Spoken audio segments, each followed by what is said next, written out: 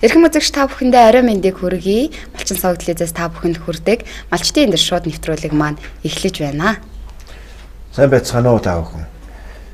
Ихэнх нутгаар гандуу 5 сарын 31-ний мэдээгээр нийт нутгийн 70% нь бэлчээрийн ургалтын ургац, дунд зэрэг үлдсэн 30% нь муу гэсэн үнэлгээтэй гарсан гэж цагуурын хүрээлэнгээс мэдээлсэн. Ерөн сүүлийн хоногудад бороо хүлээсэн улс их л байгаа. За цагуурын мэдээгээр өчигдрөөс эхэлж баруун зүгийн нутгаар бороо шганцтай гэсэн мэдээлэл байсан. За өнгөрсөн шөнөдөө Баян-Улгийн ховд усын нэлээд нутгаар за өнөөдрөөс ингээд Баян хонгор завхан говьалтай руу орж ирж байгаа юм байна. За хөвсгөлийн зүүн тал булганы хойдлог хүртэл одоогоос 2 цагийн өмнөх мэдээгээр бол бороо орж байна гэж байна.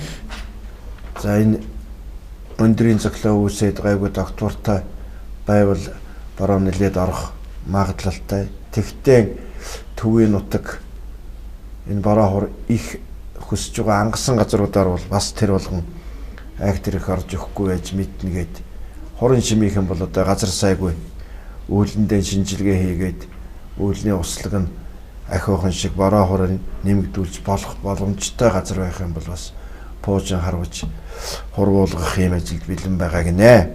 За ингээд тэнгэр хоромст минь хураа харилах болтгой гэж өрөөгөөд өнөөдрийнхөө малчны энэ төр шууд нэвтрүүлгийг эхлэе. Бид өнөөдөр дахиад ноосны тухай ярилцсан. Яагаад ноосны тухай ингэж олон дахиж ярилцаад байгаа юм бэ гэхлээр хоёр шалтгаан байна. Нэгдүгээрт одоо ингээд таргалсан ч таргалаагүй ч бороо орсон ч ороогүй ч хоньны ноос уртын ноос авах цаг нэгэнд болчихсон. Одоо ихэнх нутгуудад хоньны сүүл, хээл, хүзүү хонго одоо ноосоо гээгээд эхэлчихсэн. Нөгөө ботрохын ноос хотоор дүүрэн болж байгаа цаг. Тэгэхээр одоо хуучин захиргааталтай үед бол наадмаас өмнө ноосоо уртын ноосоо аав гэж тулгадаг, тэгж авдаг байсан. Харин хариуд нь жаахан хүйтэн бороонд зочроо гараагүй хонь өгдөг нэг жаахан гин байсан.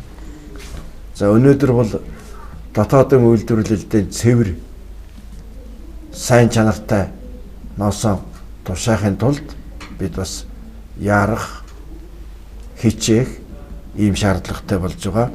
Төвний зэрэгцээгээр үндэсний үйлдвэрлэлээр дэмжиж ноос өгсөн хил дотомд нь урамшуул олгодог энэ төрийн арга хэмжээг бас буруу талаас нь муш гэж энэ жил өхөн болсон гяттуудад өгсөн дээр гэсэн ийм цуу яриа явж байгаа гэж байгаа учраас бид бодлогоор энэ малчны энэ төр нэвтрүүлгийг дахин ноосны тухай ярилцж байгаа юм аа. Манай өнөөдрийн нэвтрүүлэгт за хуучин танил мал хамгаалах сангийн ерөнхий менежер Нямсран, за Эрдэнэт хэвсний үйлдвэр буюу Эрдэнэт текст компани гүйцэтгэх захирал Ариуна, за Монголын ноосон бүтээгдэхүүн үйлдвэрлэгчдийн холбооны удирдах зөвлөлийн гишүүн инх төр 3 хөрөлцөн байгаа. Тэгэхээр эхлээд би Ариуна захиралд ханддаг юм уу гэж бодож байна. Ер нь Монголын жилд бэлтгэж байгаа уртын ноосны 35%-ийг хүлээж авдаг Эрдэнэт үйлдвэр маань өнөөдөр ноос хүлээж авахд бэлэн үү? Одоо техник технологийн шинжилт ямар байгаа? За бэлтгэн нийлүүлэгчдэд хандаж захимаар зүйл юу байна уу? Онцгой ямар энэ жилийн хувьд онцлмаар ямар үйл явдал байна вэ гэдэг талаар нэг тийм танилцуулга мэдээлэл авъя. Тэгээ манай үзэгчид яг энэ ноостой холбоотой, урамшуулалтай холбоотой зүйлүүдийг асуухад бэлдэж байна биз? За манайх энэ жил бол бид бас нэлээх ноос авах төлөвлөгөөтэй байгаа. За бидний захиал бол маш их өндөр байна. А гадаад дотоодын бид нэр захиалгуудтай нэгдүгürt нь хэвсэн бүтээгдэхүүний нэхмэл болон сүлжээ бүтээгдэхүүний захиалгууд маань дандаа хоньны носон болон тэмээний ноос хөөрийн захиалгууд хөөрөөр хийсэн 100% натурал бүтээгдэхүүний захиалгууд бол сүүлийн үед хүмүүсийн маань хэрэглэгчдийн маань эрэлт натурал бүтээгдэхүүн гэдэг талаас нь эрэлт нэлээд нэмж байна. Энэ зөвхөн дотоодын гэхгүй гадаадын зах зээл дээр ч гэсэн энэ маань хэрэглээ нэлээд өндөрсөж байгаа учраас бидний үйлдвэрлэлийн үйл ажиллагаагаа хэвэн явуулахад хэрэгцээтэй нь түүхий эдийн маань хэрэглээ нэлээд өндөр байгаа. За бид бол түүхий эдээ хүлээж авах хэмжээнд зөв хэмжээний одоо өөрсдийн бэтгэлээ хангах, асклад цаваа бэлдэх, итгэмжтэй төлөөлөгч нартай бас үнэлэх болон бус юм одоо холбогдох гэрээг контрактаа хийх, малчтаасаа авах одоо малчтынхаа ноосыг хүлээ авах падаанууд бас холбоотойгоо ярьж авах хэмжлэнгийн ажлууд бол бэлтгэл ажлууд бол хийгдэж байгаа. За бидний хувьд ер нь өмнө нь авч ирсэн юу нэг жижигийнхаа даваа ноосоо хүлээж авна. Ноосоо бол үйлдвэр дээрээ мөн говьтай, завхан, ховд, баян хонгор, хөвсгөл гихмчлэн аймагуудаар итгэмжлэлтэн төлөөлөгчүүдтэй тэднээр дамжуулж авна. Бидний авж байгаа ноос маань үнэхээр чанарын шаардлага хангахаар сайн чанарын ноос байх тусмаа бидний үйлдвэрлэн гаргаж байгаа бүтээгдэхүүний хэмжээ тэр хэмжээгээр нэмэгдэж хэрэглэгчтэй бид нэр хямдхан бүтээгдэхүүн чанар бас сайж ирж чанартай бүтээгдэхүүн үйлдвэрлэх юм боломжууд байгаа. Сүүлийн үед бидний засгийн газрын бонд болон Чингис бондын санхүүжилтээр тоног хөрөмжийг бол нэлээд сайн шийдэлсэн. Энэ нь болохоор нэлээд дэлхийн дэвшилтэд технологи учраас бидний үйлдвэрлэж байгаа бүтээгдэхүүн маань гадаад зах зээлд гарах бүрэн боломжтой. Ер нь зөвхөн бид нар хэвсэн бүтээгдэхүүн болон ер нь ноосоор ямар бүтээгдэхүүн хийж болох юм тэр болгоныга гадаадын зах зээлд бас гаргаж иж нэмэн үртэг бий болгож иж Монгол улстай бас зохион хэмжээний бид нар татвараа төлж валют бий болгож ингэж ээж үйлдвэрлэл болон улс орныхоос хүч зохион хэмжээний оруулнаа. Зөвхөн Монгол бид нар одоо Монгол улс маань хэдүүлээ билээ. Бидний хэрэглэдэг бүтээгдэхүүний маань ашиглалтын хугацаа ямар хэмжээнд байдаг билээ. Тэр утгаараа бид нар бол дотоодын хэрэглээг хангах бүрэн боломжтой. Дотоодын хэрэглээгээ хангаад бид хэдэн жил амьдрах уу. Гэтэл энэ компани маань үеийн үед ажиллаж үеийн залуучууд үеийн хойч үе маань ажиллах учраас энэ суурь маань бас нэлээд сайн цаашдаа батжиж явах хэрэгтэй. Тэгээд бид нэр өмнө нь бол яг хоньны носон бас нэг хэмжээний 10-аас 1 доош үе химийн ширхэг тавьдаг байсан бол одоо дандаа 100% гэсэн. Тэгээд дээрэс нь бас байгалийн натурал өнгө гэсэн энэ эрэлт хэрэгцээнүүд бас нэлээх байгаа учраас мачтаасаа авж байгаа бүтээгдэхүүнээ мачтаасаа авж байгаа түүхийдээ бид нэр зохион хэмжээнд нь зохих хугацаанд нь авах шаардлагатай байна. Хоёрдугаарт нь мачт маань өгж байгаа бас энэ түүхийдээ өөрсдийн бас сэтгэл гаргаж ажилламаар байна. Хугацаанд нь авахгүй нэгсээрээ дайхралт бий болж байна. Хоёрдугаарт нь ноосон дотор хогоо хэлж байна. За өмнө нь байдаг шиг чулуу шорооч юм хэлж чадхаа байсан л да. Тэр нь бас бид нар жигнэгдээ мэдгэжтэй учраас одоо малынхаа өтгийч юм солиод өгчөөд байна. Энэ маань бидний технологид маш их сөргөөр нөлөөлж байна. Хар лак болон бусад янз янзын будгууд хийж байна. Энийг эцсийн бүтээгдэхүүн дээр хевс болцсны дараа тоног хөрөмжөндөө тухайн гадны хэрэглэгч авах гад үзэн үхтэй ганцхан одоо лакны юун дээр бас хевсний үсэг нэг ширхтээс болж тэгэн штэ. Буцааж ийн гэх. Тэгэхээр бас бид нар адилхан Монгол хүмүүс юм чинь бидний шахуудшгүй баялаг болсон ноосоо үндэснийхээ үйлдвэр төвхтөө бас энийг үнэхээр сайн бодолцож байгаа чи. Үнэхээр бид нар бас туслаач.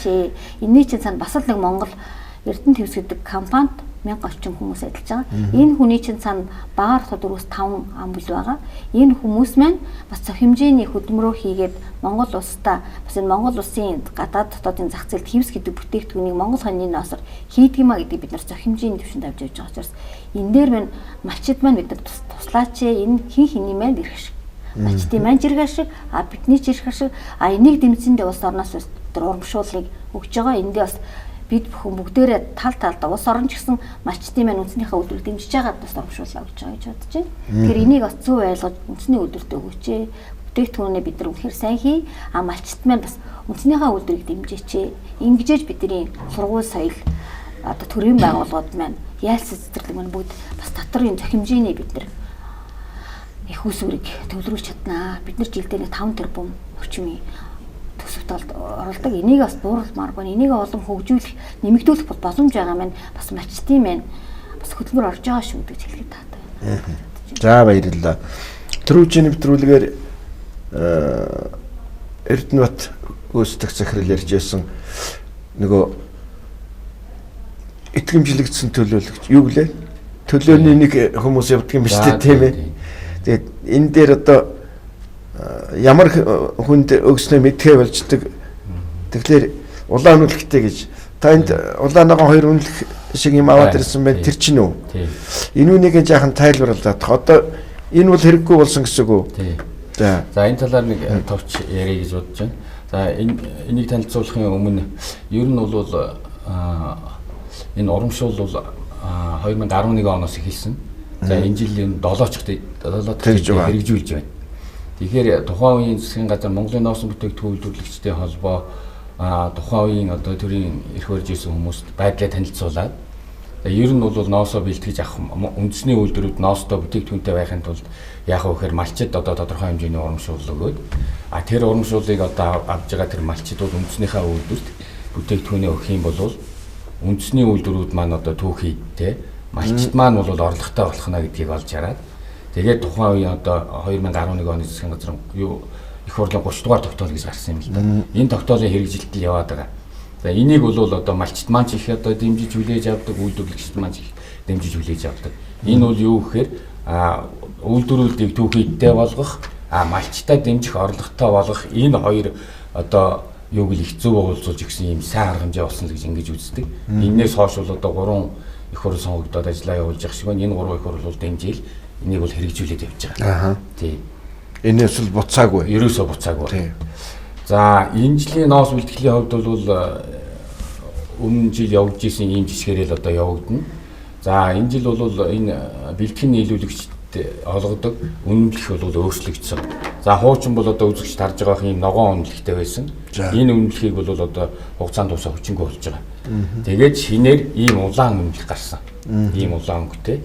За энэ дээр бол дотор талд нь бол яг гэхээр Монголын ноосон бүтээгдэхүүн үйлдвэрлэгчдийн холбооны тамхтай гар үсгтэй. За тэгээд тухайн одоо сумын засаг даргын тамхтай гар үсгтэй. За ардтал дээр нь одоо ноосыг хүлээж авч байгаа компани тамхтай гар үсгтэй. Ийм улаан үнэмлэх бариад очсон бэлтгэн нийлүүлэгчид өнөөдөр малчид маань одоо ноосоо өгнө гэж. Ийм ногоон үнэмлэхтэй очих юм бол тэгээд урамшуул олдохгүй нэ шүү гэдгийг анхаарах хэрэгтэй. Зүйтэй. Тэгэхээр энэ улаан үнэмлэхийг бол үндсэндээ бол манай ноосон бүтээгдэхүүн үйлдвэрлэгчдийн холбоон дээр ирж тухайн бэлтгэн нийлүүлэгч гэрээ хийгээд гарын үсэг зураад энэ үнэмлэхийг авах хэрэгтэй. За зарим томоохон компаниуд бол яг зүгээр авч яваад компанитайгаа бол тухайн хүнтэйгээ гэрээ хийж байгаа чи юмнууд бий. Бэлтгэн нийлүүлэгч гэдээ байгаа чинь нөгөө төлөөлөгч гэдэг ч юм уу? За мөн дөө ер нь л одоо ноосыг малчтаас аваад энэ үйлдвэрүүд төрөгжиж байгаа л одоо энэ хүмүүс гэсэн үг шүү дээ. За энэ төлөөлөгчтэй чинь холбоотой ганц нэг асуултууд гарч ирж байгаа юм аа.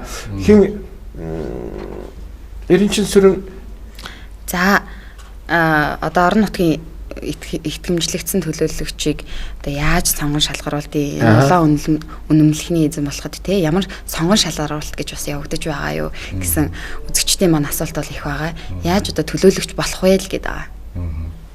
За яг сонгон шалгаруулалт бол зүгээр ерөнхийдөө хуучин явж ирсэн уламжлалаар бол тухайн компаниуд тухайн орон нутагт бол төлөөлөгчөө сонгоод үнэлгийг өгдөг. Тэгэхээр тэр төлөөлөгч бол бас хариуцлагатай. Яагаад хариуцлагатай гэхээр ноосыг одоо малчтаас маш зөв хүлээж авах хэрэгтэй. Тийм ээ одоо юу хог шороо багтаа нэгдүгээр хүлээж авах хэрэгтэй. Хоёрдугаарт тээвэрлэх явцдаа ямар нэгэн норгох тийм ээ тийм юу ерөөсөө гаргаж болохгүй. Тэгэхээр энэ бэлтгэн нийлүүлэгч бол нэлээд бас олон жил ажилласан туршлагатай дээрээс нь хариуцлагатай юм хүмүүсийг сонгож авдаг. Тэгээ сонгохдоо бол тухайн орон нутгийн засаг захиргаатанд бас ярьж ээж ингэж сонгож авдаг. Энэ сонголтоор л явж байгаа. Зүгээр ер нь тухайн компани юутай холбоотой энэ бэлтгэн нийлүүлэгчтэй холбоотой удаа дараа гарсан маргаан иймэрхүү юм гарсан байх юм бол энэ бэлтгэн нийлүүлэгчээ бол солих тийм үндэслэл болдог. Тэрийг сольж яхахыг бол бас үүсэхгүй. Тэр бол тухайн компаниудын одоо хариуцах ажилдаг. Гэтэ ерөнхийдөө бол ихэнхдээ олон жил яваад сурцсан, дайсцсан энэ хүмүүс л одоо явуулж яддаг л да. Ихэнх хүн бол малчид өөрснөө сонгож болдго юм болоо тийм ээ. Тийм малчид өөрснөө. Манай одоо энэ хүний малчид сонгож бас болохгүй гэсэн юм байхгүй болно. Жишээ нь одоо ингээд нэг ойролцоо байдаг нэг 10 айл байлаа гэхэд за бид нар бол энэ хүнээрээ л ерөөсөө дамжуулаад тэр компанид ёо энэ хүний минь одоо төлөөлөгч болгооч өгөөч гэдэг ингээд хүсэлт гаргаад ирэх юм бол бид нар зөв шүү. Тэр хүсэлтийг манай холбоонд гаргахгүй. Манай холбоонд гаргаж болно, тухайн компаниудаа гаргаж болно. Тухайн компаниуд одоо Эрдэнэтийн хэвсэнд гаргачихад Эрдэнэтийн хэвс бол эсээр дамжаад манай холбоон дээр хүрээд энэ үнэлэхөө хүчин гэсэн үг л дээ. Хүчин төгөлдөр үү? Хүчин төгөлдөр. Заавал Монголын ноосон бүтээгдэхүүн үйлдвэрлэгчдийн холбоонд гэхгүйгээр ноосоо өгөх тэр компанитай хандаж болно гэсэн. Болно. Тийм үү? Хандж болно. Ер нь бол тэр нээлттэй. За энэтэй холбогдуулаад бас нэг асуулт байгаа. Төлөөний энэ хүн одоо тэр тухайн компани төлөөлөл Эрдэнэт хэвсний төлөөлж байдаг юм уу? Энэ бодтой жишээ Өмнөговь аймгийн Мандалова сумын малчин Мөнхбат гэсэн байх. Энэ цаг гандуу байгаа болохоор одоо Дундгов аймгийн Эрдэнэ далай сумын нутагт явж байгаа юм байна. За одоо ингээд ноос авлаа. Эрдэнэ далайд тушаах гэсэн чинь нөгөө танай төлөөний хүн чинь бидэнд юуны Өмнөговын патан байхгүй. Одоо Дундговын патан дээр бичүүлээд авал ноосоо тушаал гэдэг. Ийм асуудал тавьж байна. Тэгэхээр Мандаловогийн малчин Мөнхбат юуны Дундговын патан дээр бичүүлээд ноосоо тушаачих нь гэхэлэр чинь мал хамгаалах сан дээр ирээд нөгөө Адаас чинь байхгүй юм үү? Тийм ээ юмсраа. Тэгин засагчныхаа юу. Ийм байдлыг яаж одоо малчтад чирэгдэлгүй шийдэж болох вэ? Энэ дээр бол та гурвуулаа л хариулах байх гэж бодож байна. За яг хөө энэ дээр ерөнхийдөө бол зүгээр тим юу бол тим их олон биш. Нийт бэлтгэж байгаа ноосны одоо жишээ нь 10% ч юм уу эсвэл 20% ч юм уу биш байх.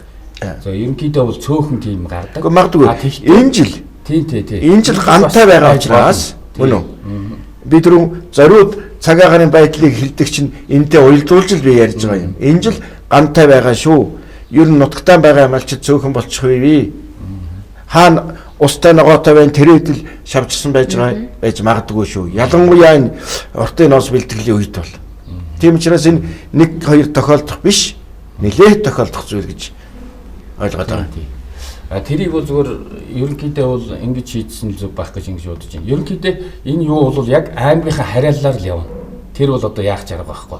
Яагаад тэгэхээр тэр А5-аараа тэр малынхаа тоолгыг хийлэгдсэн. Малын тоогоор одоо 12 сарын 6-нд болсон тоолгоор Өмнөг аймгийн Манлай сумд 100 одоо малтай гэж яасан бол яг тэргээр нь л одоо Өмнөг аймгийн Батан дээр л тэр ноос авах ёстой. Тэгэхээр тэр хүн бол одоо жишээ нь Дундгов аймагт явж байгаа бол тэр нэг хүнд одоо өглөө гэж бодъё л да ямар нэгэн одоо юуг болоо тийм ээ.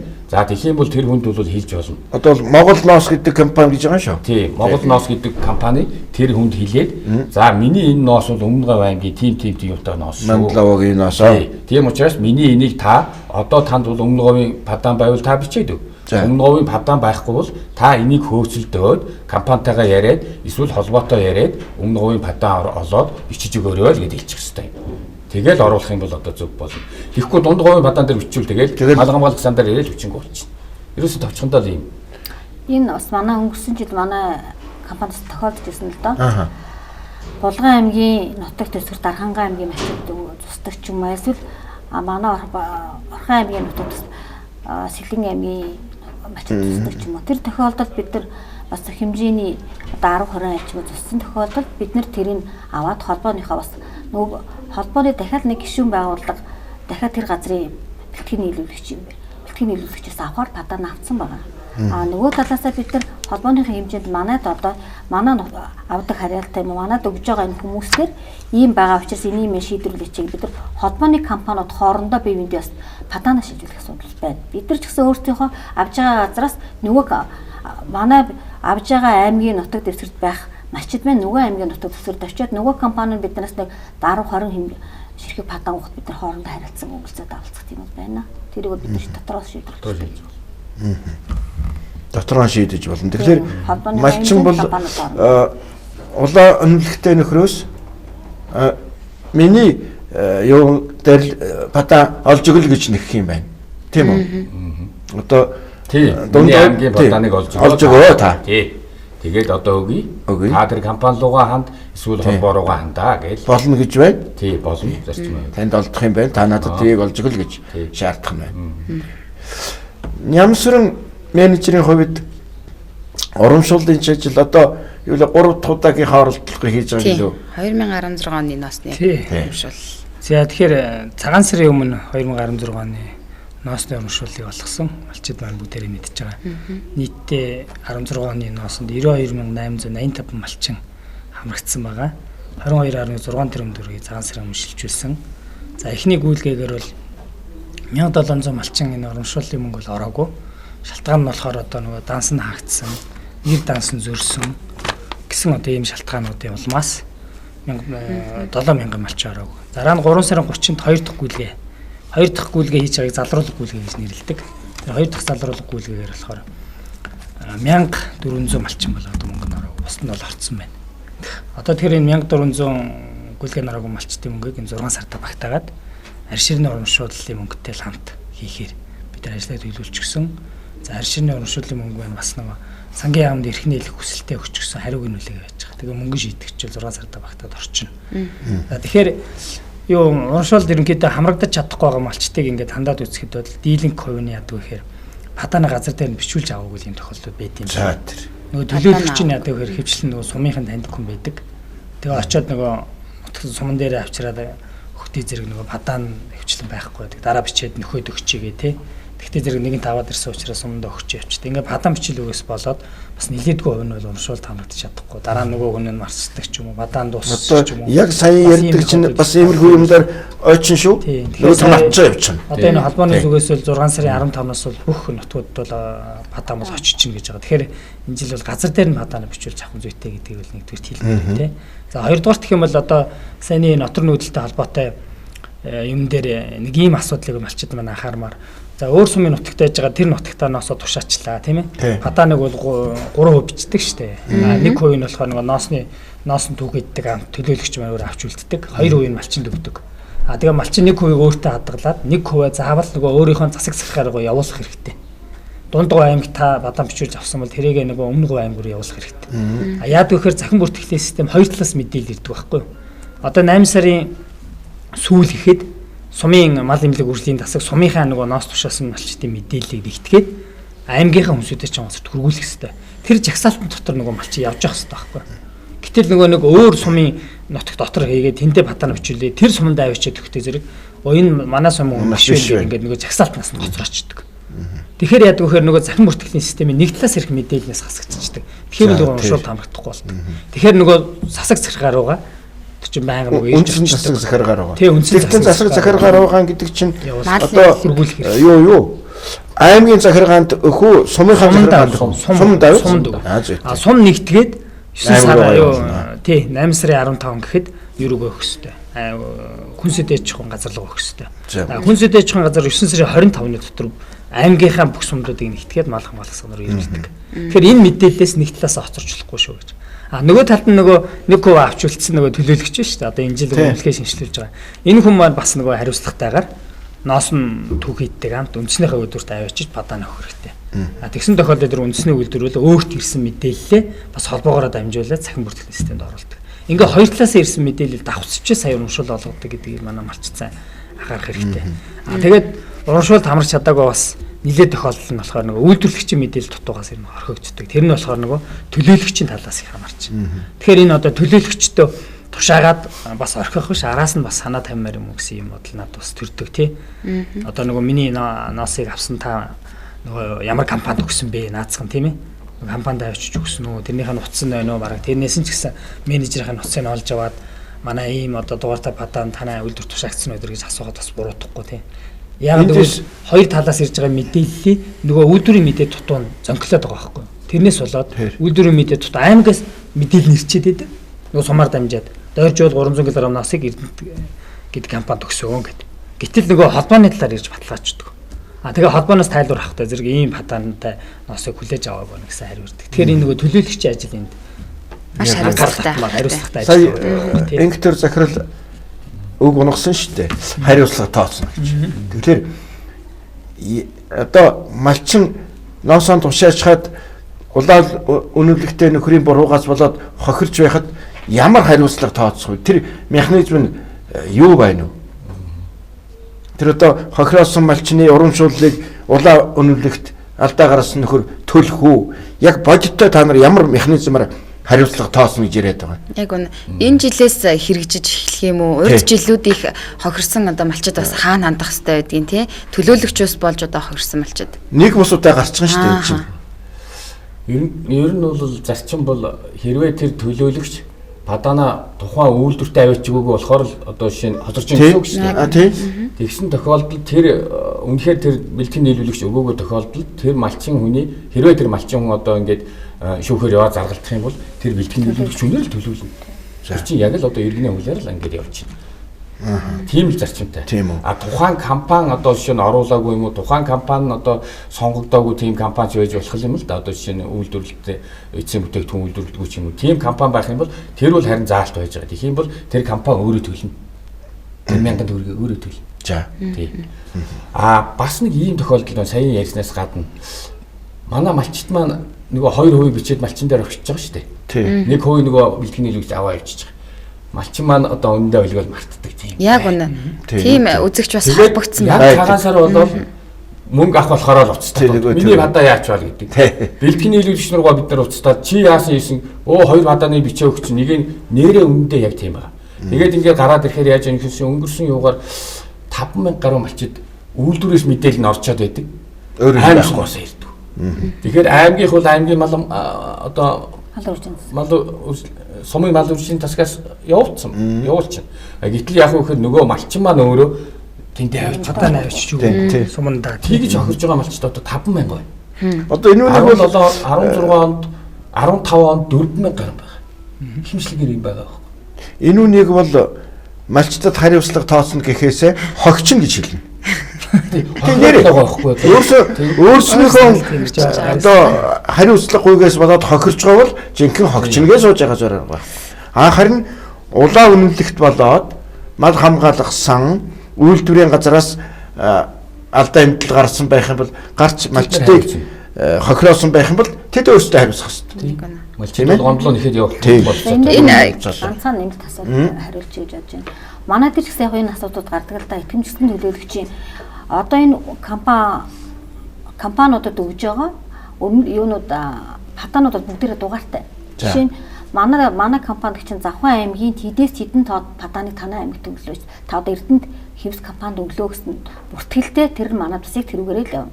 А тэгэнгүүт манай тэр падааныг авсан итгэмжлэлтийн төлөөлөгч яг тэр тухайн малчтад одоо чинь 1-ээс 1000 ч гэдэг юм уу тэр бүртгэлтэй падаанаар бичсэн хэрнээ бид нарт өгөөг байгаа тохиолдолд өөр газар явж өгчдөг, өөр хятад өгчдөг, өөрөө одоо хэд дахин үнэлээд тохиолдолд бид нар тэр падааныг хүчингү болгодог. Холбоо руу бас мал хамгаалах сан руу хэлээд. За манай компани Завхан аймгийн 0-аас 1000 гэдэг падаан дээр хүчингү болгоё. Энэ манад ирсэнгүй. Тэгэхээр ингээд бид нар нөгөө хоорондоо бүгдээрээ сүлжээ одоо програмаар холбогдоод ажилладаг учраас энийг өсгөрчөнгөө болгоод нөгөө хүн нөгөөхөө өгөөгүй ичдэг. Тэгээ бид нарыг тэндээс бас малчид тохирох асуудал гарч байна. Тэглгүй. Тэгээ өөр дахиад бид нартай харьцдаг алга болдог.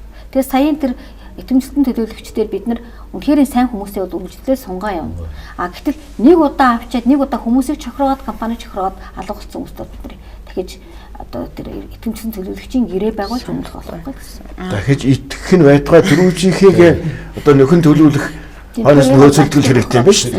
Тийм. Юу дахиж итгэх юмантай. За, Нямсруу менежерээс бас нэг асууж байна. Ер нь одоо Говьалтай аймгийн Дари сумын Алтан туяа гэдэг үзэгч юм байна. За 126 кг бол ноос тушаасан байна.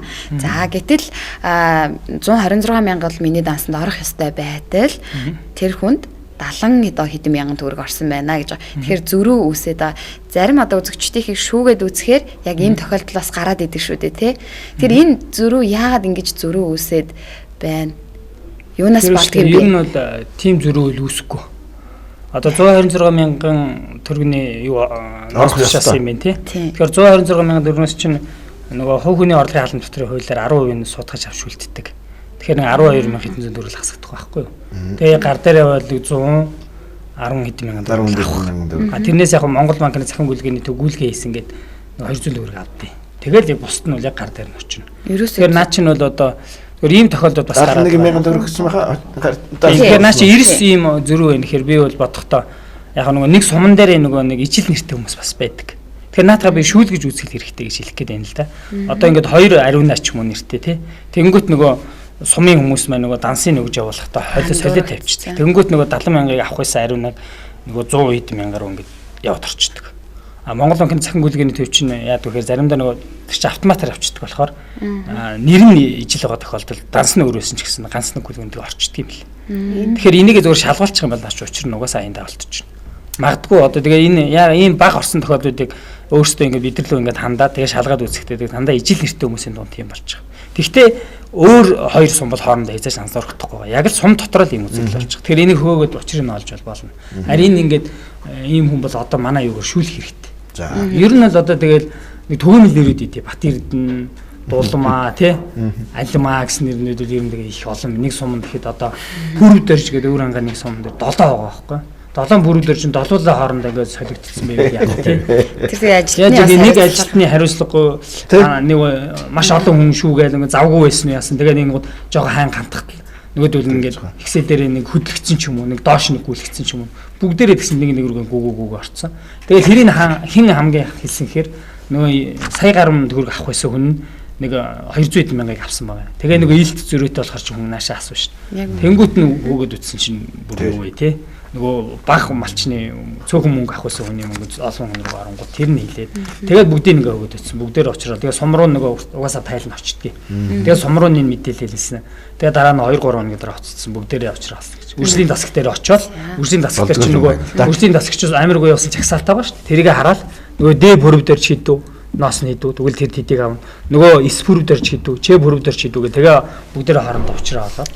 Энэ дээр би ганцхан мэдчихэв. Манай компанид бас яг энэ асуудал аюух гардаг. Жишээ нь бид ингээд манайх жилдээ нэг 15,000-аас 28,000 малчтад урамшуул болгодог одоо урамшуулын материалын бүрдүүлж өгдөг. Тэгээ тэрэн дээр манаар бас уцтан л да би одоо ингээд танад 300,000 төгрөгийн ноос тушаасан. Би одоо ийм 300 ингэсэн байхад танаа орж ирсэн мөнгө мэн юм байна гэдэг ч юм уу. Тэгэхээр тэрэн дээр нэгдүгürt наа дансандаа өөртөө одоо ах дүүнэрийнхаа ч юм уу тэр ноос малуудаа бүгд тэр ингээд өөртөө авчаад ноосоо хүчээр учраас тэр хүний өөрийнх наа дансанд одоо малын тооноос хамаарат тэр хүнд олгодох урамшуул арай бага байж болно нэгдэн. Хоёрдугаарт нь тэр хүн оны нөгөө дараа нь маш их нөгөө хуралцсан ч гэдэг юм уу. Тэгээ хурныхаа насыг хамт өгсөн. Тэрнээс дөрөв гарсан учраас бас дахиад бага болсон байдаг ч юм уу. Тэрнээсээ хамаарат өөрийнх нь бодож ирсээс бага хэмжээний урамшуул ороход манай компаниудад аявих байдаг. Бидний тооцоод орж ирснээс мал хамгаалах сангийн одоо програмд орж бидрүүлэг буцаа тэр програмд ирэхэд бидний тодорхойлсон жишээ нь бид нар 3700 тонн ч гэдэг юм уу ноосонд урамшуул олохоор хахад мал хамгаалах сангаас манай тооноос бага байдаг. Тэр нь дандаа таастаа тулахаар нөгөө оны дараа гарсан төл одоо хурганы ч гэдэг юм уу тэр ноосоо өгсөн нөгөөт нь одоо юунд дансанд орох угаагаас арай бага байдаг ч юм уу. Яг энэгээр бас тайлбарлагдах юм байна. Тэгэхээр энэ хоёр асуудал хоорондоо уялдаатай болоо явчихж байгаа юм аа. Урамшуулал гэдэг асуудал. Хариуцлага тооцох хоёр тийм ээ. Энэ Эрдэнэт хэвс үйлдвэрийн тухайд хамгийн зовлон нь бол ноосны бүтээгдэхүүн юуны түүхийдийн чанар гэдэг шүү дээ. За сая тэр хурганы ноос холлоолыг за тэр шавар шавхайтай даагтай нэтрэлэг нь бид өнөөдөр тоонд нь урамшуулдаг гэдэг байгаа. Килограммд нь тийм үү. Тэгвэл өнөөдөр чанарт нь урамшуулах тим систем тогтоож болохгүй юу? Хуучин нөгөө нэгдүгээр ноос, хоёрдугаар ноос, бутархай ноос гэж байсан шиг одоо яг зоон урууны будаг шунхахгүй, дайхгүй ийм ноосонд бол илүү өндөр урамшуулдаг.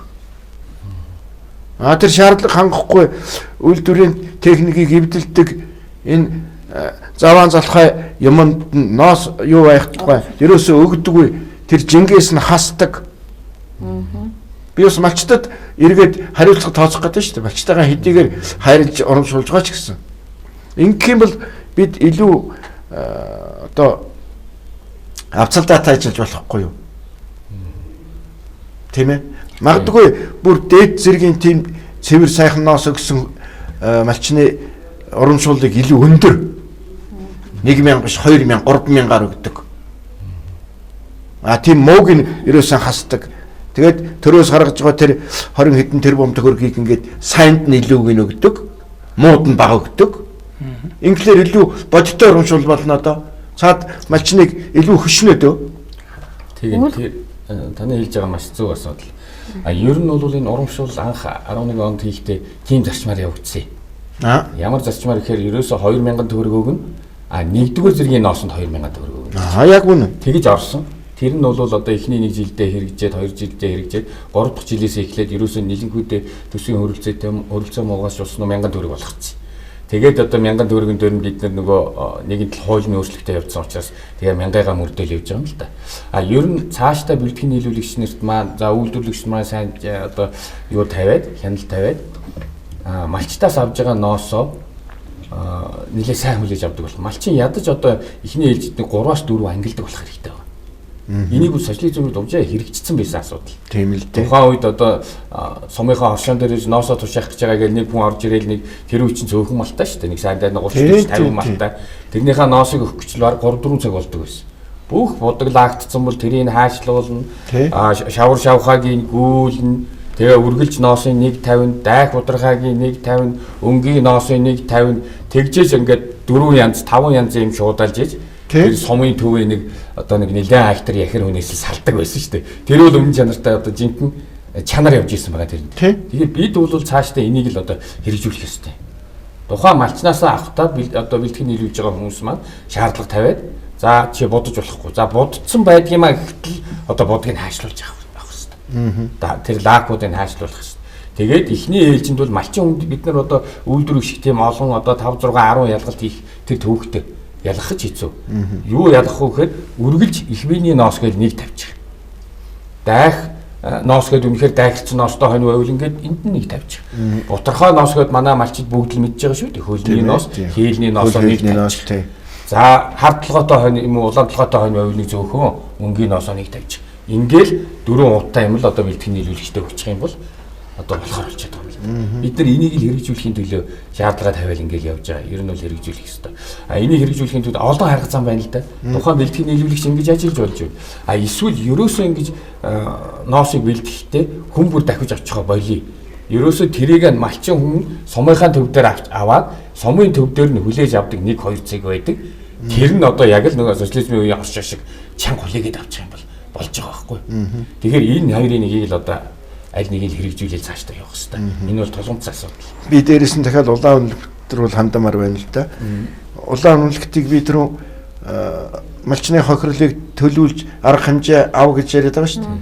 Одоо эргээд улаан үнэлэлт хичнээн сайн чанарын ноос цуглуулж ариунаа захиралд өгнө үү? Тэрнийх нь хэмжээгээр улаан үнэлэлтийг бас урамшуулж болно шүү дээ. Тэгэх юм бол нөгөө таны сая хэлээд байгаа сумын төв дээр байдаг хариуцлагатай хүн яхэр өгнөөс сална гэдэг шиг. Энэ улаан үнэлэлт чинь нэлээ яхэр байж өөрөө бас жоохон урамшуул авахыг бодно одоо хүн юмсаа. Ийм арга байж болно доо. Болно тийм. Ер нь урамшуул байдаг юм уу те энэ одоо төлөөлөгч нарт? Төлөөлөгч нарт байхгүй хөө. Зүгээр л ерөөсөө малчнаасаа авна. Аваад тушаагаад тэгээд шингээ тодорхой хэмжээний ашгаалал тэгээд авах гэж байгаа юм да. Ерөнхийдөө тийм л зарчмаар явж байгаа. Тэгэхээр л энэ чанарын урамшууллын систем гэдгийг л ямар нэг төвшөндөө л хэрэгжүүлэх хэрэгтэй байгаа юм. Тэр бол гарцааг байна. Тийм. Үйлдвэрлэгчийнхаа зүгт надад саяын асуудал дээр нэмжлэхэд бид нар анх нийт авж байгаа ноостой нэг 1% л ерөөсөө саяын битүүм ч юм уу бодог лакттэй ноос байсан. 1% л. 1%. Одоо бол ерөөсөө энэ урамшуулгаад бол бид нар нэлээд сайжрах гэж бодсон. Тэгээд энэ улам нэмэгдээд байна л да. Тэгээд энэ хоёр талтай. Нэгдүгürt нөгөө малчид малаа бас нөгөө биенээсээ таних тулд одоо манайхны ингээд ноос бэлтгээ явж байхдаа нэг сумын мал тэр чигээр ингээд сайхан цагаан хонь байдаг бүх хонлоон дээр одоо ингээд цэнхэр цэнхэрдсэн нэг сумынх нь ногоо нэг сумынх нь улаан байдаг. Тэгээд сүүлийн үед яаж юм гэхээр нөгөө будг нь арилчаад ангуут нь цавтай олчиж шар цавтай. Тэгэхээр тэр нь дахиад хүндэрчий нөгөө будг лакад дахиад нөгөө юугаа замын хараа бас дахиад шар цавтай олж байна. Ингэснээрээ бид нар жилдээ ингээд жишээ нь 50000 тонноос авахд бид нар 125 тонн тэр будаг лакийг худалдаж авч байна. Тэгээ тэрийг бид нар ачиж авчирч байна. Дахиад буцаага тэр урд нь бид нар хизээж тэгж хайчилдаг гэдэг оронтой байдаггүй тийм албан тушаал байгаагүй. Одоо бид нар дунджаар зарим сарда 10, зарим сарда 12, зарим сарда 15 тийм будаг лак хайчдаг хүн гаргаж ирж байна. Дамаа баруун аймгийн ноосууд маш их тийм будаг лактай. Тэгжээж бид нар тэр хэмжээгээр нөгөө ноосоо хаяхгүй тул будаг лакийг хайчилж авч байгаа. Тэгэхээр энэ нэр уулна бид ч гэсэн үйлдвэрлэгчийн зүгээс холбоогоор дамжуулаад холбооч гэсэн бас энэ дээр ярьж байгаа. Ер нь урамшуул тэр энэ бол аюул чухал асуудал байгаа. Тэгээд үнэхээр энэ зоон нурууны буюу хоньныхоо жинхэнэ технологид хэрэглэдэг уртын ноосн дээр дандаа тэр юугаа одоо будаг лака түрхдэг. Тэрнээсээ нөгөө ноосны гацж багасдаг. Тэгээ бид нар 1 кг ноос авахад бид нар ялгаад угаахад 50% л ашигладаг. 50% тэр чигээр одоо нэгдүгээрт нь 10-20% нь тэр чигээр баг хаягдаг. Цаад 30%-ийнх мэдээ 100 гахтай учраас угаагддаг. Тэгээд тэрнээс дахиад эрүүл үүдрэхэд дахиад 20-30% нь хаягддаг. Тэг ингээд ерөнхийдөө бид нар 1 кг ноос аваад нэг 30-аас 35 одоо 350-аас 380 грамаар л эрмэлдээ оруулж ирдэг. Тэгэхээр нөгөө бүтээгдэхүүний маань тэр хэмжээг бас өсөж байна. А хоёрдугаар нь сая яриад байгаа будаг лакнд бид нар тээврэж ирчээд эндээ ялгаж дахиад зардал гаргана. Дахиад буцаад хогонд дэвчиж өгнө. Хогны зардал гаргана. Дахиад хогны хураам шилжүүлнэ. Тэгэхээр энэ дээр бас талдаа зөндөө асуудал байгаа юм баггүй. Тэр энийг бас бид нар үйлдвэрлэгчийн хувьд холбооныхоо зүгээс ч гэсэн бас улс ч гэсэн бас яг энэ хэмжээгээр бид нар 150 тонн урамшуул олгож байгаа гэсэн үг. Харин тэгэхээр энэ дээр бас бид нар бодох хэрэгтэй. Бид нар ч гэсэн бүсдүүд нэлээд гаргаж байгаа. Энийг бас цаашдаа ажил болох болов гэж бодож байна. Тэгээд сая тэр будаглаагтай болоод энийг товчхон юм нэмээд хэлчихье. Манай малчд юу анхаарах хэрэгтэй вэ гэхээр ерөнхийдөө хоньо будаад лагтцсан хүн болвол энэ чинь технологийн процесс бол самнах процесс гэж одоо явж байгаа юм л да. Ноос чинь самнах шүү дээ. Тэгэхээр тэр хүн үсээ самдаг сам байна тий. Тэрийг нэг лакн дүрж авчаад нэг үсээ самнаад үзээрэй. Тийм ээ. Эсвэл бодогтой хотгочаад нэг үсээ самнаад үс чи ямар болох нь вэ? Самж болох нь вэ? Тийм л болдог байхгүй. Тэгэхээр эн чинь зүгээр нэг хаягдл энэ талаасаа сая ярьлаа. Энэ чинь очоод машинуудыг хилчдэг. юу. Очоод ингээ наалчдаг. Тэгээ бүтээгдэхүүн дээр нөгөөх нь бүр эцсийн бүтээгдэхүүний хевсэн дээр очоод ийм цагаан өнгөтэй гэж тас харлаад ингээ зураас болоо гараад ирдэг. Тийм юм билээ. Энэ нэг одоо талууд байгаа юм л.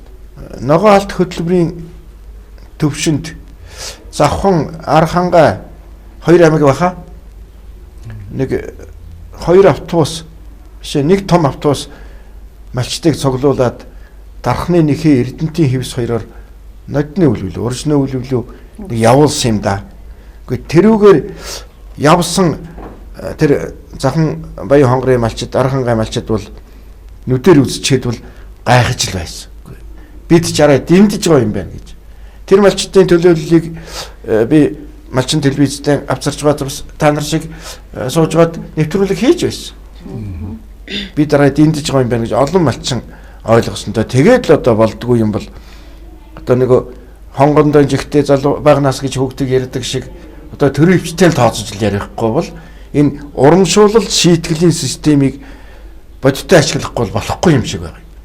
Хичнээн сая доллараар оруулж ирж байгаа тэр тоног төхөөрөмж яаж эвдэрч байна? А тэр бүрэн бүтэн байхтаа хийж байгаа тэр бүтээгдэхүүн ямар сайхан дэлхийн чанарын төвшөнд хүрсэн. Одоо танаас би ариуна захирлаас нэг гоё юм асуумаар байна.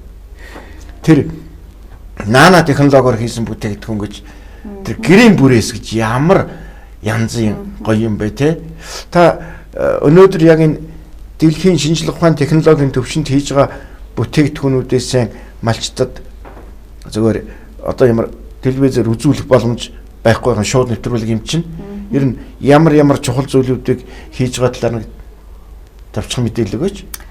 За манай компани бол хоньны ноосор анх бол хевсний үйлдвэр байгуулж хевсэн үйлдвэрлэлээр эхэлж ирсэн. За өнөөдөр бол бид нар хевснээсээ гадна эски бүтээгдэхүүнүүдийг үйлдвэрлэж байгаа. Эски бүтээгдэхүүн үйлдвэрлэснээр бид нар гэрээ эски үйлдвэрлэж байна. За гэрээ эскинээс гадна эски хавтангууд үйлдвэрлэж байна. Эски хавтан нь болохоор зөвхөн Монгол төдийгөө гадаадын орнуудад урлагийн хэмжээнд зарим нь бас дуу чимээ намдах, зарим нь бас зах хэмжээний дулаан байх үүднээс хэрэгжилж байгаа. Мөн бид нар эски шахаа үйлдвэрлэж байна, барилгын дулаалгын материал үйлдвэрлэж байна. За энэ төрөл бүрийн эрмэл үйлдвэртэй бид нар мэхмэл сүлжээ бүтээгдэхүүн үйлдвэрлэж байна. Энэний бас нэг сүүлийн үеийн бид нар шинжлэх ухааны технологийн сургалтад хамтарсан нано боловсруулалт хийсэн 90 бүрээс үйлдвэрлэсэн.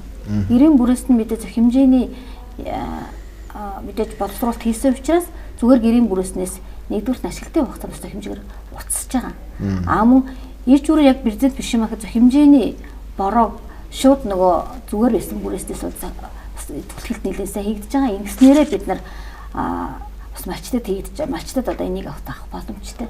Тэрнээс гадна бид нар 2 жилийн өмнө нэг малчин айлт өөртөө хүүтэйгээ хоёулаа амьдардаг айл. Хүүгийнд нь бид нар тийм нано бүрээс ивчж өгсөн. Тэгээд нөгөө айл бол яг адилхан бас бүрээс авсан. Тэгээ бид нар жилийн дараа очиод нөгөө айлын бүрээс үжирсээ дурагдсан нөгөө нано бүрс нь бол хэврээл гэж. Тэгэхээр бас энэ технологиг бол бид нар бас дэвшүүлээд, нэвтрүүлээд энэ нь бол цаашаа мачтад мөн нэгдүгээрт нь мачтад хэрэгтэй, хоёрдугаарт нь бидний бас зөх хэмжээний шин технологи, нөгөө талаас зөх хэмжээнээс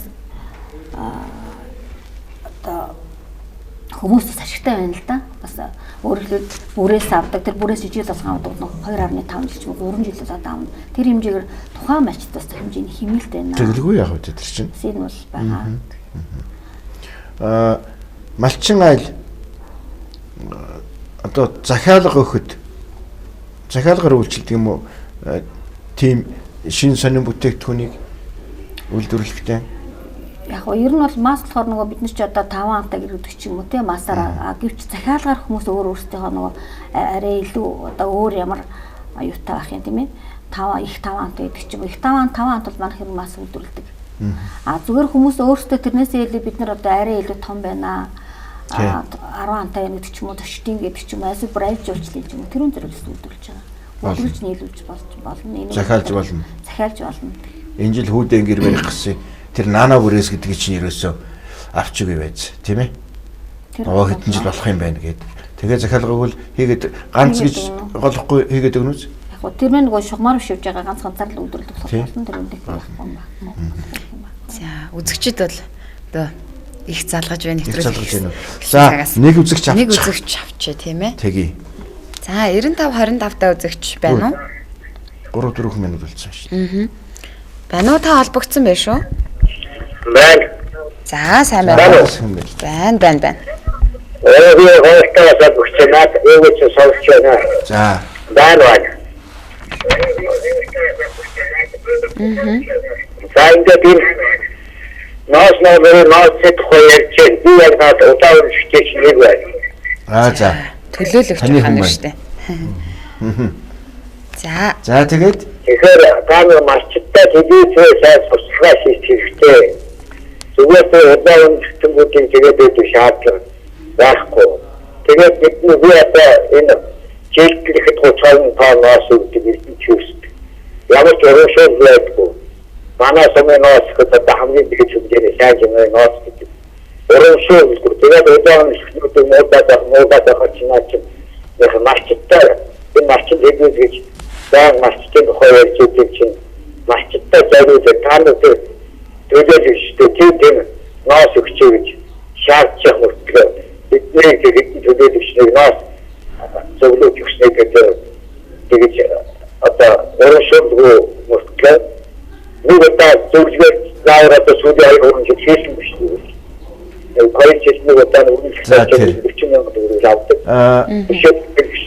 Ямар сум хэн гэдэг хүн юм болоо? За Ариу хэн бэ? Таны нэр хэн бэ? Би дөнгөж сая улаан үнэлэгтэнгүүдийг урамшуулах тухай ярьлаа тий. Манай хүн хоцрол орсон болов уу?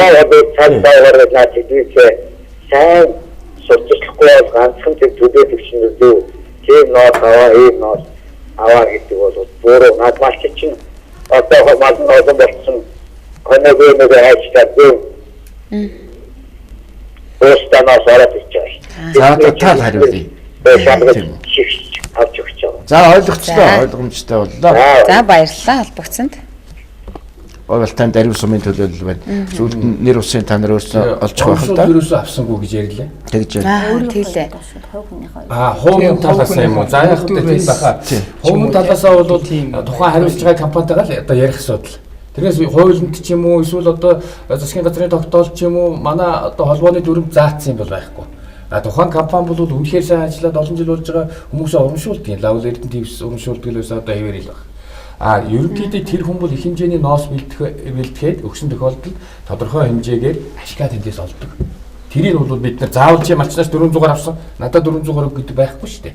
Тийм учраас тэргээрээ урамшуулал нь бол явж байгаа шүү гэдгийг. Бас тийм үү. Бодох хэрэгтэй. Ер нь тийм. Одоо би хэлээд шүү дээ. Малчтаас нэг за Баруун аймгийн ноос бол малчин хүнээс нэг 500-аар авлаа. За нааш нь тээвэрлээчлаа буулгалаа зөндөө их зардал гарна. Тэнэлэг байх уу? Ингэж явсаар байгаад үйлдвэрүүдээр 1000-аар ч юм уу энэ төр өгчөөсөн л урд жилүүдийг би ярьж штэ нэг 800-аар ч юм уу ингээл өгдөг. Тэгэхээр тэн дундаас бол тээврийн зардлаа гаргаад ингэж яхад бол нэг 100 200 төгрөгийн ашиг бол тухайн хүнд буудаг юм л да. Тэр бол одоо бүхэл хүмүүс. За. Тэр түрүүн би ярьлаа тэр урамшуулалттай холбоотой манай нутагт дээр ч гэсэн нэг тийм одоо яхаар өгөн гэдэг. Тэр яхаар өгөн гэдгийг би өндөр шаардлагатай сайн хүнс хэлж байгаа шүү. Тэр сайн хүний ачаар тухайн үедээ үндэсний үйлдвэрүүд маань маш чанартай төгөөд авдаг байсан. Тэр ариунаас эхлээ сая хэлдгээр тэр дахиад 15 хүн авч тэр юу одоо будгийг хаажлагч бий болгож гардггүй байсан.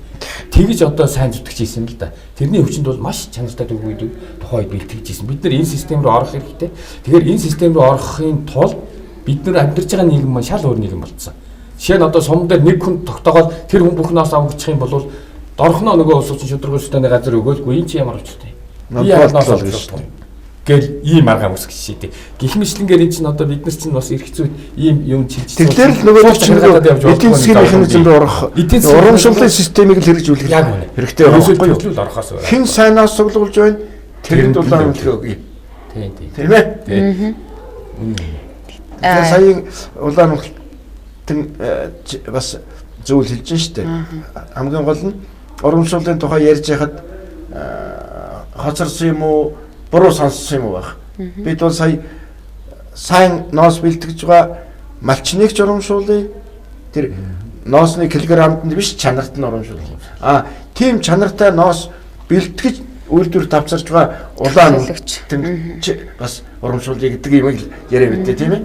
Хариуцлагатай сайн төлөөлөгч бол бас байгаа шүү дээ. Бүгдийг нь одоо бол муу гээгүй шүү дээ тийм ээ.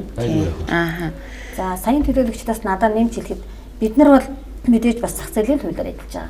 Зах зээлийн. Түүнээс өнөөдөр малчнаас чи сая тэр цаглаа дээр 300 авсан юм чинь би чинийхээ 300 авах гэж тэхгүй. Нэг нөгөө талаасаа бид нар манай говьтад бас салбар төлөөлөгчтэй. Тэд нар маань өнөөдөр өдөр болгон бид нар одоо ноос авахд өдөр болгон за өнөөдөр ийм үнэтэй байна. Маргааш нь ийм үнэтэй гэдэг ч юм бид нар хоорондоо дандаа ярьж байгаа. Тэгээд тэр хүн тэр үнээр өөрөө авсан үннээсээ зарлаа нэмэл өгч байгаа шүү дээ. За өнөөдөр тухайн нутагт яг манай амьд ороод ирсэн ноос нь 600 очлаа. За би энэ ноосыг 600-аар авлаа.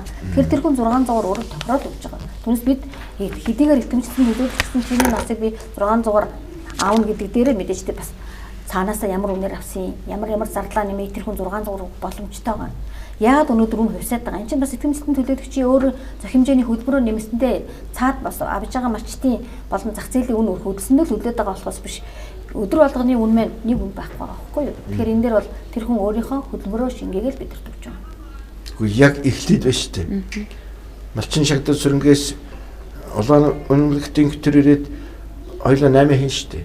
Тэгэхэд одоо тэр эхлээд нэг ноосыг 600-аар өгнө, 500-аар өгнө, эсвэл 300-аар авна гэдэг үгийг яг ингэж чөлөөтэй тохирдог юм уу? Энэ малчид чинь үн доош орчлоо л гэдэг юм. Тэр доош нь оруулах, дээш нь гаргаж ирэх хоёрыг чинь хинээс нь эхэлж гарч ирдэг юм бэ? За яг хөө ерөнхийдөө ноосны ноолууч ялгаа байхгүй. Ерөн түүхэн эдийн нийлэнхүүдээ одоо томоохон одоо үн тийм ээ. Дэлхийн зах зээлтэй л холбоотой болоод явчихдаг ерөөс. Манай өмнө өршөдөө байж байгаа дэлхийн томоохон одоо төв байж шүү дээ. Хятад улс энэ түүхэн эдийн маш ихээр бэлтгэдэг газар. Энд ямар үнэтэй вэ? Үндсэндээ тэр үн л одоо манай дээр ирдэг. Яг малчин хүн энэ бэлтгэхийн нийлүүлэгч хоёр хүн бол 500-аар ах уу, 520-аар ах уу гэдэг тэр хоёрын хоорондын асуудал. Бид нар энэ дээр хатуу юу байхгүй. За ер нь бол тийм. Цааны л юу болоо. За үндсэндээ нэвтрүүлгийн цаг маань өндөрлөж байна тийм. Өндөрлөхөөр барахгүй өнгөрчлөө. Яг энэ ноостой холбоотой, ноосны урамшуулалттай холбоотой, энэ итгэмжлэгдсэн төлөөлөгчтэй холбоотой малчны хариуцлага энэтрэтэ өнөөдөр яригдсан энэ сэдвтэй холбоотой маш олон хүмүүс залгаж байгаа юм байна. Тэгэхээр ингээ бид 6 сарын дунд хүртэл энэ ноосны тухай малчтын энэ дэр нэвтрүүлгээр тасралтгүй ярилцах болно. Би ингэх гэж байна. Эрдэнэчин сөрөнгийн утсыг өгчээ. За 99 26 77 49. За миний утсыг бол манай эзэгчд цөмөрөө мэдэж байгаа. Хамаагүй нэвтрүүлгийн бус цагаар зөвхөн энэ сэдвээр шүү. Өөр сэдв биш. Зөвхөн энэ сэдвэрийн бидэнд хандаа бит хоёр тэмдэглэж аваад дараачийн шууд нэвтрүүлгээрээ та бүхэнд энэ төлөөллүүдтэй хандаж хариулт аваад идэх үү цөмөрөө. За тэгээ. За ингээд нэвтрүүлгээ. За ингээд малчтын энэ дэр шууд нэвтрүүлэг маань энд хүрээд өндөрлөж байна. Үзэгч та бүхэнд Баасан гаригийнхаа дугаарыг хүргэлээ. Ирэх 7 хоногийн 5 гаригийн 19 цагта эргээд одоо уулзах болно. Ингээд нэвтрүүлэгтээ хамт байсан үзэгч та бүхэндээ маш их баярлалаа. Дараагийн дугаар хүртэл баяртай үзэгч. Манай нэвтрүүлэгт хүрэлцэн ирж одоо энэ мэдээлэл тодорхой мэдээллүүдийг сайхан өгсөн 3 зочин даах баярлалаа. Дараагийн нэвтрүүлэгт эргээд уулзцаагаад бай. Баяртай үзэгч.